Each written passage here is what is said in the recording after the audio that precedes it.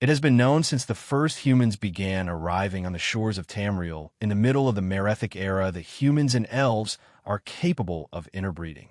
However, large-scale mixing between elves and humans occurred only in the distant northwest of the continent, giving rise to the human race known as the Bretons.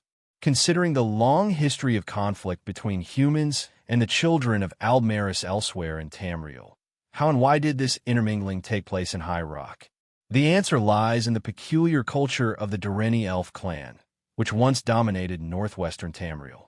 Unlike the Ayleids of Cyrodiil, who brutally enslaved every human they encountered, the Direnni merely conquered the local Nedic people and then ruled them as a noble class.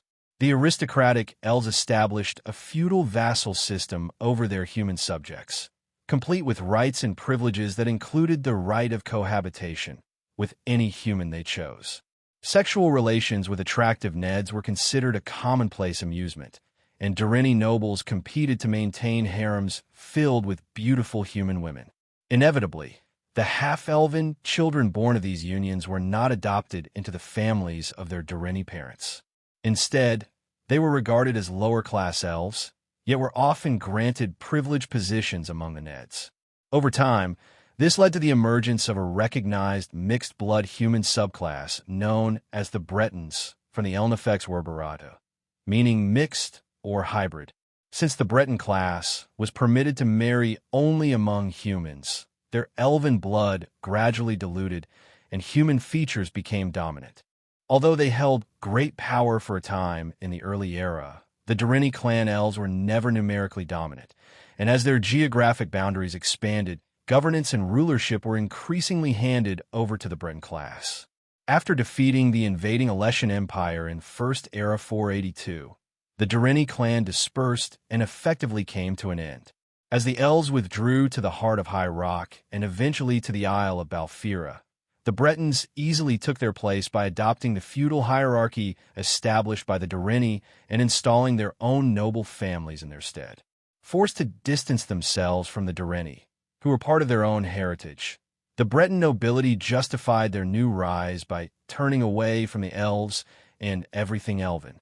Ironically, elven blood was strongest among the old noble families. The Direnni began to be increasingly vilified by their former vassals, and the elven clan grew ever more insular and isolationist. Even so, they remained renowned as powerful mages and were strong enough to repel a Redguard invasion attempt in First Era 907. The Bretons continued to redefine themselves. They invented a legendary history of noble resistance against Direnni rule and created a thriving merchant class by beginning to trade along the coasts of Tamriel. When Empress Hestra and her legions arrived at Bankarai Pass in First Era 1029, the Bretons were ready to join the First Empire of Men and embrace the Eight Divines.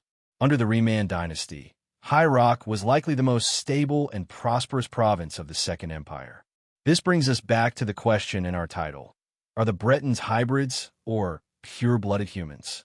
The answer, of course, is both, though if you call a Breton a hybrid, they are obliged to feed you an inch or two of steel. A passionate race, the Bretons embody both the strengths and the flaws of humans and elves alike. This story ends here, but the secrets of Tamriel do not. Subscribe to the channel and follow us for more.